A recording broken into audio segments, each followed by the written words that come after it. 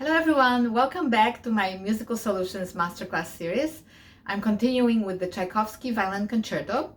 This is the first movement, Allegro moderato, and we are now in the cadenza. So I'm going to be working on the cadenza. Please let me know if you have any questions. Please like, share, and subscribe. I'll put the other parts that I have recorded so far, 3 parts of this movement. I'll put them below this video, links below this video. So feel free to let me know what you think, and if you have any questions, that would be great. So let me go ahead and start. I have the edition that is international edition, and it's been edited by David Oistrakh, Russian conductor. He was a conductor, but Russian violinist.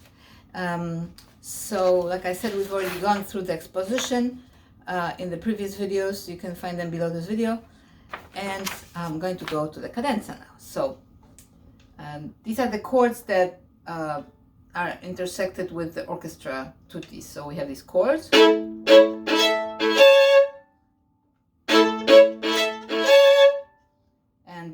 they're pretty quick, so you have to be sure that you can play.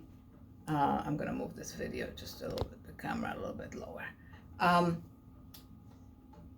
if you can see my right hand. So make sure that you can brush across all 3 strings. So get away from the bridge. And then there are 4. So those were broken a little bit. Especially the last one is broken a little bit more. And that's okay. You just have to make sure that it fits pretty consistently within the tempo that the orchestra are already setting. So they're pretty quick. Then after those 2 entrances, we have the chords that begin the cadenza. So I personally don't break them all. If I don't hit the bottom note, I'm not too worried about it, because the point is to actually get to the top of this phrase. In fact, I have played this piece all my life, and I've had different teachers and my own ideas about these chords, because obviously when you go, let's see, I have letter H. So after H, 1, 2, 3, 4, 5, 6, 7. The 7th bar is where the cadenza starts. And then in the next bar, we have this huge chord. So I actually don't play the chord the way it's written. I just play these 2 as 2 harmonics. I don't play the C sharp on the bottom. So I play this chord, and then harmonics, 2 harmonics, A and E, and then I break the chord. So I play the A major and slide up to the octave higher. And then it's a little bit of a fermata on this. Then we go to the next. So this is dolce, legato. Then we have to tune this one up. Get off that C sharp. Get off the E. So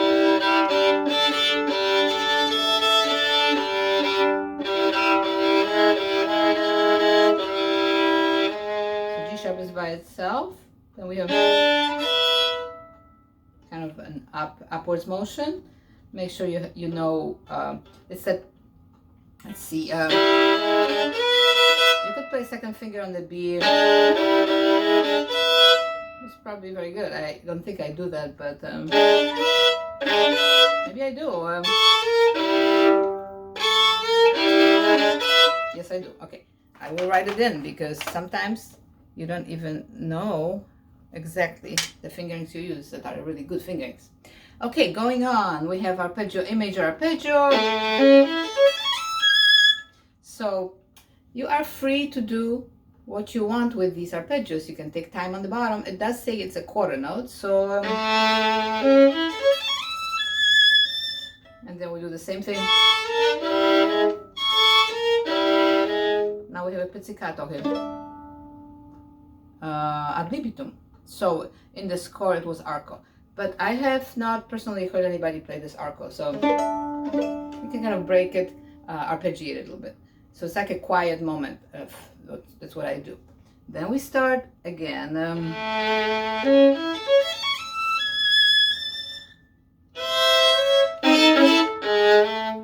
like this part here. So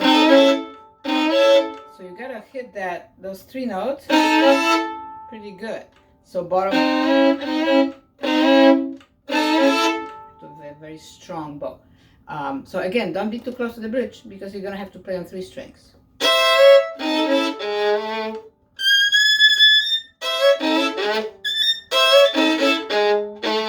So if you can get yourself to move up and down quickly, then here.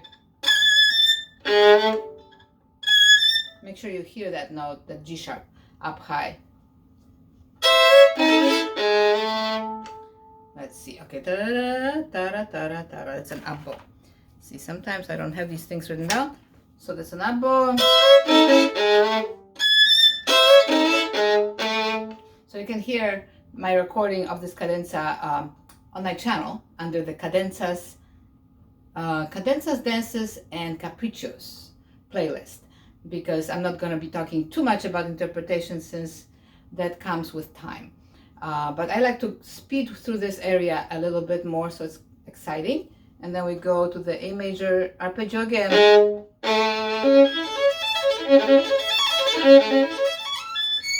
So here, it's another A major arpeggio, but you have to be careful you don't go too sharp. And I think I just did that personally because we have harmonics coming up.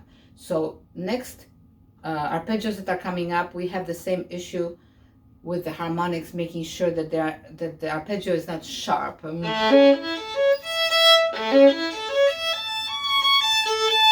would go on the low side. See how flat it is? Then we go to the next one. This one a little bit softer, more introspective.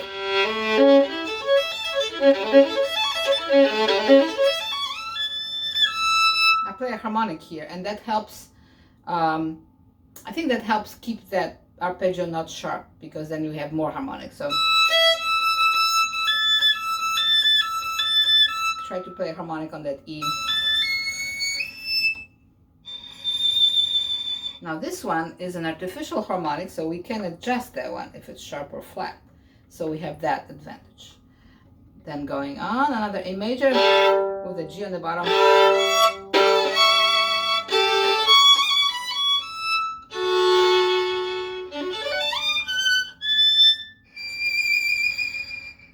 Now we have, what is it, the B major, actually a diminished D sharp, so it's more intense.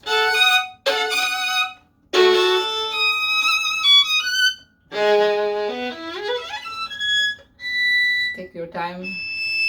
Again, we have the same issue with the flat pitch, so again, I play this in half position, then go to third, then go to fifth, fourth, sixth. Okay, this is fourth, sixth.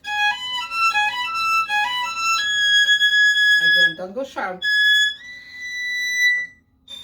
Oops, goes up. It's an E, right? And then we take a little bit of a pause, and we have this fun little glissando type of passage.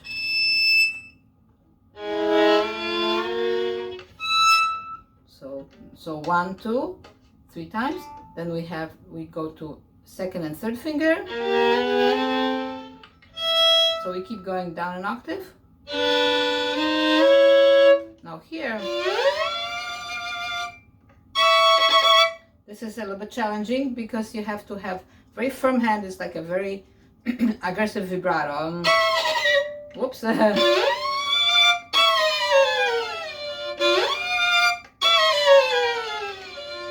Something like that.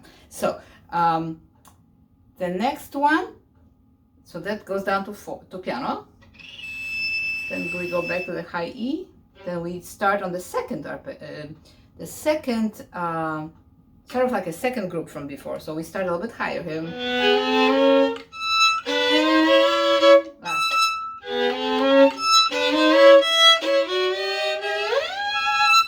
So another big jump, slide, I'll practice it up and down.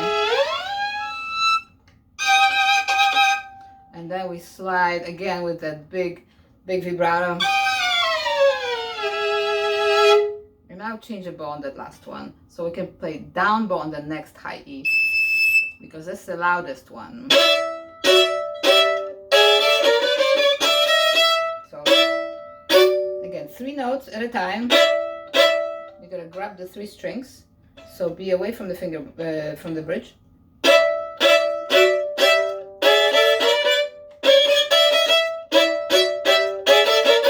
Oh boy, today I need to practice. I have to practice actually. You have to practice the lower notes more than the open E. The open E will come, and actually this one says all down bows, but I don't do all down bows. I start down up a little sooner. So here, which is an option on the bottom of my score.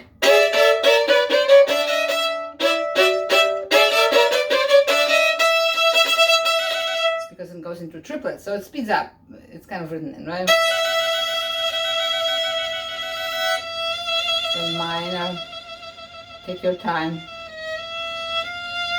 Now we have the second theme here, variation, where it says quasi andante. So this is the second theme that's being used in the cadenza.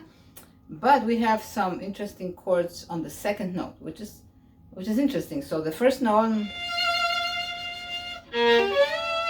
so it says slurred, but I don't slur. I try to connect as much as possible, but I separate them.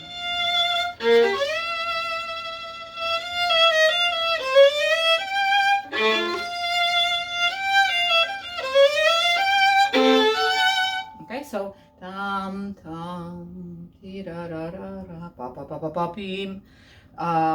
And I personally don't like I don't do this the portato notes on this.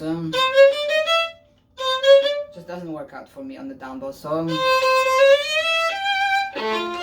there are different interpretations of this section.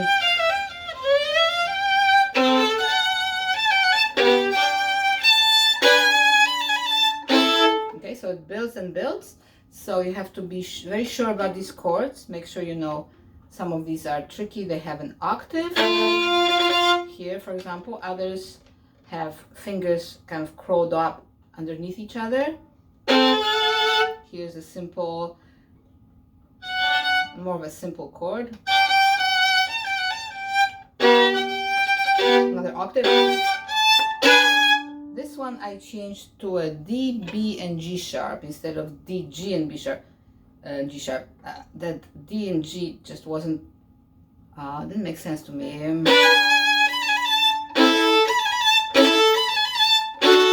Again, this one didn't make sense. Also, that F sharp. Everybody seems to play the F sharp there. Then D sharp.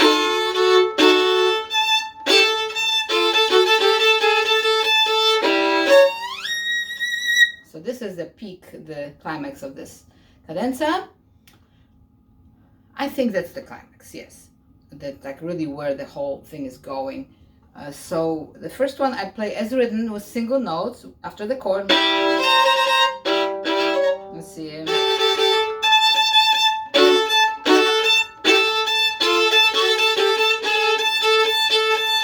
I like the D sharp. The G sharp. I like this G sharp. You want to kind of emphasize that a little bit.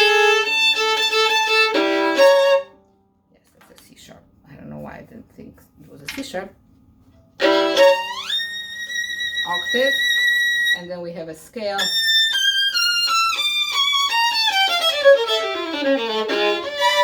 And you can decide where you want to put that slur at the end. I think I change it each time I do it. It's just slightly different energy, and so I may play the last of the 30 seconds on one bow slurred, or I'll add an eighth note to it. But it's printed with this addition. Then I add an octave here for the B.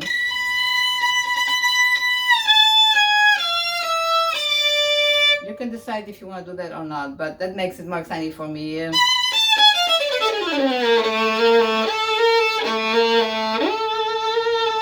So in my edition it says to go on the G string right away in the first, but I don't do that. I go from then and then the second time,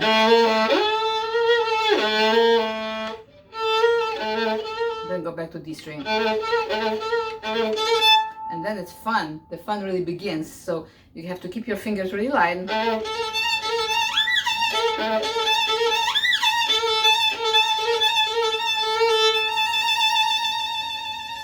Then beautiful major.